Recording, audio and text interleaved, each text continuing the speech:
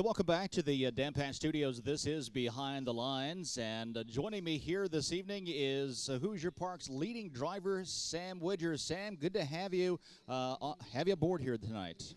Thanks, Steve. It's nice to be here.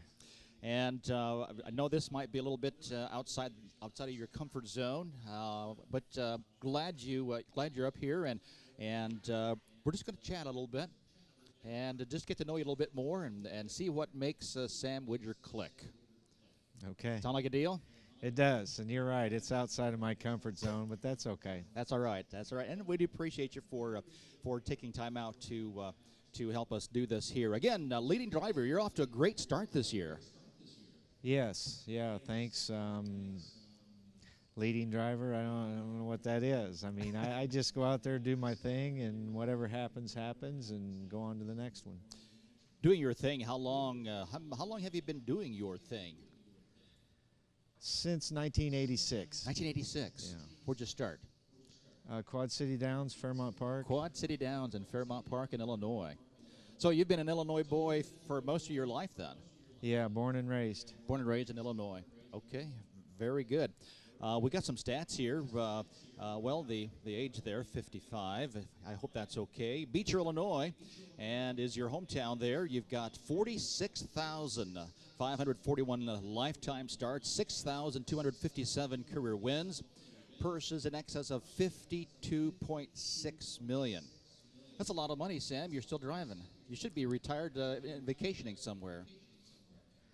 It is a lot of money. And no, I can't see myself retiring. Just love what I do, and will do it as long as I can, and right. as long as they'll have me. Right, right. Now, just to be fair to those folks out there who may not quite understand, the $52 million, those are the purses that you've won. Obviously, you don't get the $52 million. You get a cut of the $52 million, though, correct? You sure? I thought I got it all. No, not from what I understand. Yeah, it's 5%. 5%. Okay, that's something that's the folks outside of harness racing sometimes, those are the questions that they ask. You know, how much does a driver make? So 5% of the purse. Yes. Okay, and of course tips are always welcome as well. Yes, sir. Okay, very good. Very good. Well, our racing fans here, they come up with some pretty good questions, Sam, and so we're going to go down the list here and just see if we can't learn what makes you tick. T. Jackson. Asks Sam here, got any hobbies? Yes, I do. First of all, I'd like to say thank you to all the fans out there. You're very important to the sport. It seems like the fans are dwindling, and we appreciate all your support, and it wouldn't be possible without y'all. And yes, Tom. You ever considered going into politics? No. I'm sorry, I had to go there. So hobbies. Yeah, we like to hunt, fish, camping, outdoor stuff. Who's we? We, whoever I can get to go. Okay. Wife and kids. And, okay. Disc golfing a little bit. A little bit of golfing, not much. If anything outdoors, I'm game for it. Okay. So that brings us to a question here that's asked by a particular ornery and cantankerous person to the backside. He is asking, will you ever pass Grant Wilfong or Roger Welch on the all-time Buckmasters big buck standings? And I'm not going to tell you who asked that question, but you probably can guess with one guess. Is that going to happen? Is it going to happen? Of course. Okay, all right. We're going to hold you to that. And when it does, make sure that you tell us. We'll bring you back on the air here, and you can tell us all about it. I'll be happy to. That, of course, is Roger Welch, who submitted that question, as I'm sure you were well aware of. So we're going back to Illinois now. What made you decide, after applying your trade in the state of Illinois for quite a few years, what made you decide to come to the Hoosier State? And was it a tough decision? Was it a tough move? That's a very good question. It was a tough move, because then I'm away from my family more. The kids were still younger then. And it was just all based around Illinois, the decline of the racing there. I thought it was just the right time to do something. Okay. So that brings us with the next question. As a driver, or as anyone in harness racing and horse racing in general, it can be tough. A tough family life sometimes, especially again with the way you're doing it now, with the wife and the family living. I'm assuming still back in Illinois, Yes. and so you make the trek down to Hoosier Park every night, or just come down first of the week and go back on the weekends. How's that work? I usually make a trip home once Wednesday or Okay. Thursday night. Okay. So 3 nights a week. 3 here nights a I week. stay over. Okay. And so obviously it takes a great spouse to be able to make it work for you. Behind every good man's a good woman. There you go. Good answer. Good answer. How many kids? We have 5 altogether. Really? No kidding. Ages? 36, 34, 22, 20, and 16. Okay. All right. So any of those in horse racing at all? Interested in horse racing? No. The 22-year-old's a very good rider. Okay. He reads a horse really well, gets along with horses. He was the horseman of the bunch. The other 2 just really didn't take to it. Sure. That's understandable. A friend from Canada, Oshawa, Canada, has some praise for your driving style, particularly your demeanor to a horse. He likes how you're particularly kind to a horse. How do horses that are used to maybe a more aggressive type of urging respond to your approach if you're a little bit more laid back, perhaps? Good question. It is a very good question. What I try to do is read a horse and what they like, and know a little bit of history about them, and I'll do everything I can to make a horse go faster without, having to use any kind of urging, if Right. you will. Right. Okay. Now, obviously, for the racing fans out there, here that here at Hoosier Park, we have a rather stringent whipping rule. Has that been was that something to get used to when he came to Hoosier Park? Something that you had to obviously be aware of and maybe use different tactics to make that horse go forward? Sure, it was.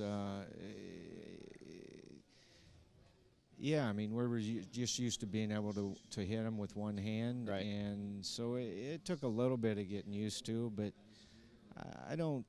I think a good couple, 2 or 3 or 4 swats, and if the horse likes his job, they'll do what they have to do on Right. their own. Sure. So you talked about knowing a horse. Are you the kind of driver that will look at the program before you go onto the track, or maybe even before the races start at the beginning of the night to see what you're down to drive on, see how that horse races best, if he's a horse that likes to come from off the pace or if he prefers to be on the front? Are you the kind of driver that, I guess, does your homework at the beginning of the night? I wouldn't say I do a lot of homework. I like Nobody to likes homework, Sam. I do a few things as far as, if a horse has been off for a little while, or who drove the horse, or if there was a trainer change. Certainly look on paper and see what they possibly like as far as a trip goes.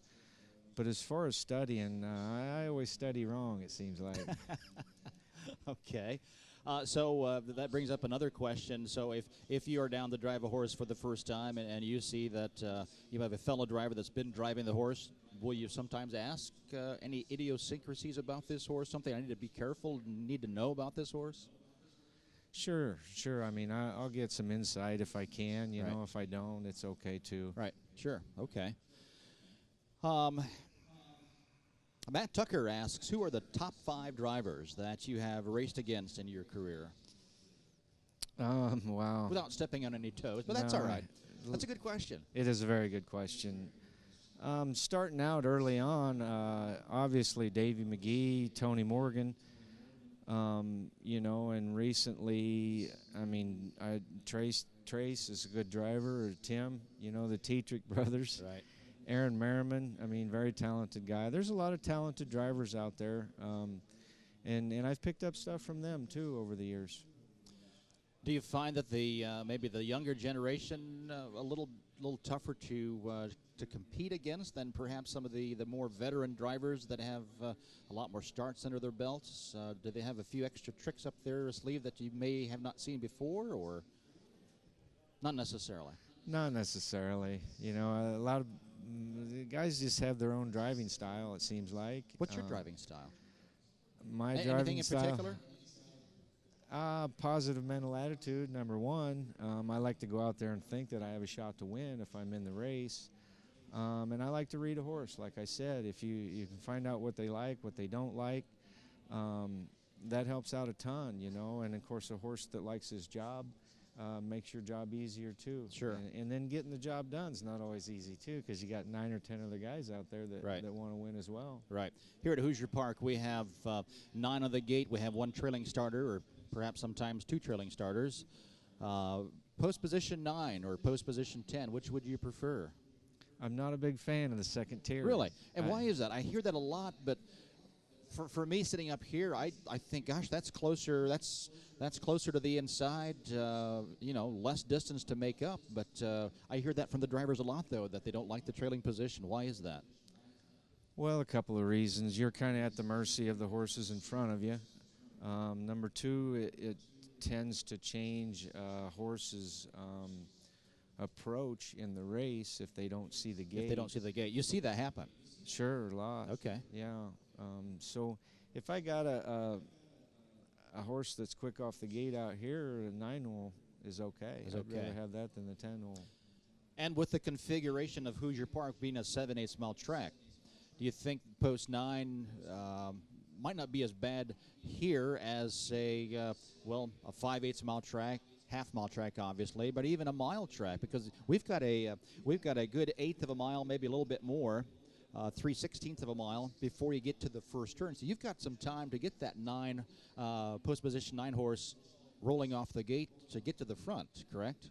That's correct. Yes, it's the 7, 8, 9 is, you're right, not near the tough post as it would be, you know, like when we raced at Indiana Downs, you hit the turn right away, Hawthorne Park. Right, exactly. Your 5/8 tracks and half. Sure, it's beneficial here to have that extra straightaway before you hit the turn. So then on the flip side of the back end, how do you like the long quarter-mile stretch?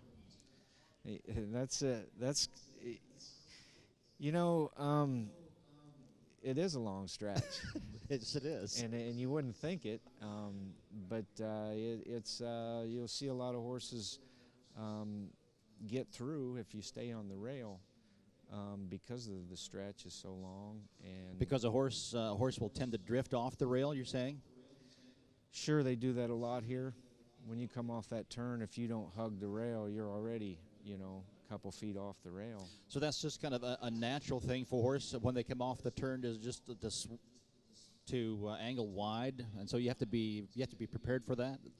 You know, depending on the horse. Depending on the horse. If they're running in hard, you know, not so much. But like I say, you read your horse, and some of them like to go in a little bit in the turns and out in a little bit in the straightaways, and so you have to pay mind to what's possible when you hit the stretch.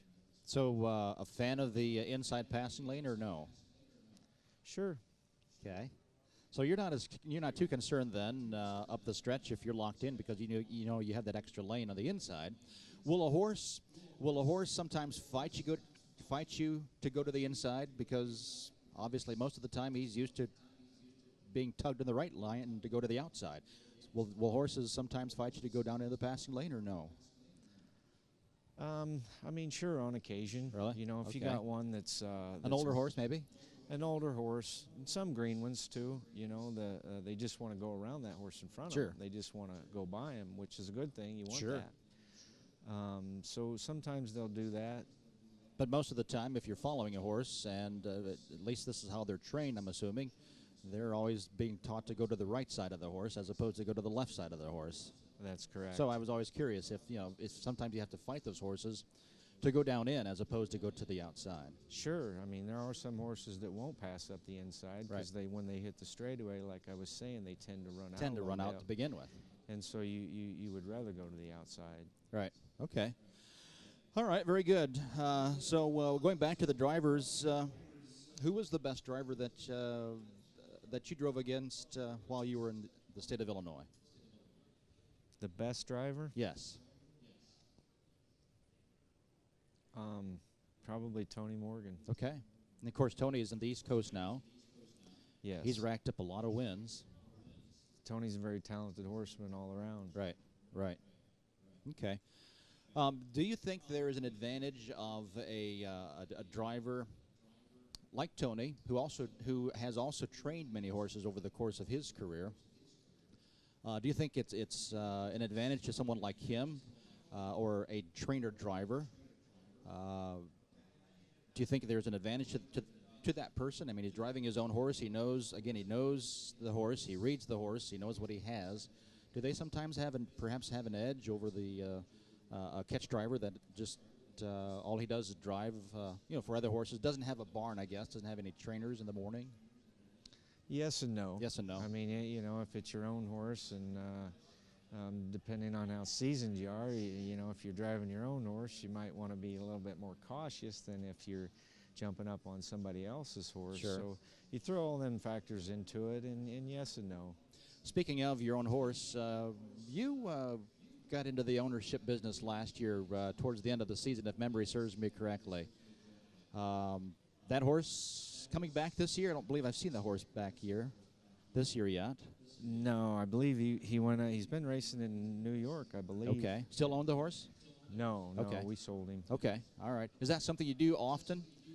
Buy No. a horse and race the horse, or that's Not the first often. that's the first time I ever saw you on the ownership side. Yeah, I've done it, several times Several back times. in Illinois. If I see a good opportunity, it jumps in my lap. You can take a shot and see Sure. what happens. You Sure. can make a little money that way. All right. Very good. So Dave Snyder has a question here, and I don't know if there might be a backstory behind this that I'm not aware of. But Snyder asks, "How'd you like driving Always Giggling yesterday?" And he must be referring to a qualifier, because I don't Qualifier, remember yes. Always Giggling racing last night. No, she Okay. was in the qualifier yesterday. She's a really nice filly. She likes her job. She's gritty. Okay. She's a fighter, and she's good gaited horse. Good to drive. She's just an all-around good horse. I like her. Okay, very good. And who is the trainer of that mare this year? Junior Haynes. Junior Haynes. Okay, I think that was maybe a recent acquisition, or maybe within the last year. I think Sometime in the last year. Right, okay. And I'm not for sure. Okay, all right. So let's see, a couple other questions here. Let's go on the personal side. Favorite place to go on vacation? I'm sure it has to involve hunting, right? Well, not necessarily. I mean, it's always fun to go to the ocean, but backpacking and hiking the mountains, and stuff. We do a little winter skiing as well. Now, I know Illinois is not known for its mountainous terrain. Where would you go skiing? Well, we always go up to Wisconsin several Gotcha. times a year. But I kind of got my sights set on Utah or There you go. Colorado and All right. see the bigger hills. Absolutely, by all means, highly recommended. So that leads us to another question. Then, when you leave here at Hoosier in November, you go home and kick off the shoes and relax, or are you traveling elsewhere? Are you doing any driving in the wintertime? I like to take a couple months just to wind down, Right. spend a lot of time doing various stuff around the ranch, that I didn't get done Right. maybe in the summertime, this and that. Got a honey-do list. Yeah, there's always something to Understand. do around there. And then put the driving boots back on in January. It's I don't realize how much I miss it until I get back in the bike. Okay. Is it kind of like riding a bicycle? You hop on and it all comes back, or do you find yourself a little bit rusty when you take a couple of months off? History says that it's like a bicycle. Okay. It just comes back. Okay. It's all an adrenaline thing. It's all an adrenaline thing? Yeah. Okay. Quick decisions, right? Yes. Snap of the finger decisions. Sometimes it makes it look good, sometimes maybe not. Correct. All right. Yeah, a lot of instinctual. Instincts. Okay. Yeah. I heard Ronnie Pierce say it one time, and it really is. It's you don't have time to think a lot of times, you know, and if it just feels right, you just do it. So then when the gate folds, do you have a plan, or do you just play the hand that's dealt and then let those instincts go to work? Both. Both, okay. I mean, sure, you like to have a little plan on what you want to do, but just as many times you have to change them. I was going to say, how often do those plans come to fruition? Not very often? Not very often. Okay. All right, let's see. What else we got here? One thing I've always wanted to know, as a leading driver, and you've always been in the top 5, you're going to be named on multiple horses on any given night, on any given race. How do you decide which horse to drive? You know, that's a very good question. It's one of the hardest parts of my job, right. You know, because I've always heard that. You know, I like to you like to take the better horse, the horse you think you can win with, because sure. You're doing yourself and the trainer and the owner's service there as well. But in the same token, you know, if you're driving for a guy that's got 20 or 30 horses that throws a lot of them your way, if you have a horse that's not quite maybe as good as another one, you still might stay on the side where he throws you a lot of horses. But I try to keep everybody, you know, happy if I can. How's that working out? It never works out. It never works out. Just like all you bettors out there too. Yeah. I'd like to keep you all happy, but that just doesn't work out either. So do you find that some trainers or owners take offense if you don't take your horse? You know, over the years, I'm sure a few of them here and there, but for the most part, you know, everybody's pretty professional and they understand. Okay. What's been your biggest thrill in harness racing? My biggest thrill, boy, is just to be able to do what I love and it's not provide a job, is for it? my family. It's not. Like I say, it's an adrenaline rush, and right. I'm kind of an adrenaline junkie. You know, whatever gets the blood flowing. Okay. But certainly, you know, to win over 6,000 races at this point, to me, I never even dreamed that would be possible. And so, you know, winning the Dan Patch in 2013, that was amazing the way that unfolded. I wasn't even listed to drive. Right. I caught word about noon. The Miss Emily called me. I talked to Peter that day, and Lemery, it just turned out. Bolt the Doer? Bolt the Doer. Bolt the Doer, yes. Okay, very good. Well, obviously, you don't win 6,000 races and not have any talent. You're a very talented driver, and we're obviously happy to have you on board here at Hoosier Park representing Hoosier Park, and you're always a professional. And again, we thank you for coming on today and taking a little bit of your time. Well, thank you, Steve, and I'd like to thank Hoosier Park as well, and you, everybody that makes the show go. Everybody's important. It's teamwork, and it just all works out. And I'd like to thank, you know, everybody here. All right, very good. Well, Sam, if you don't mind, we have horses on the track.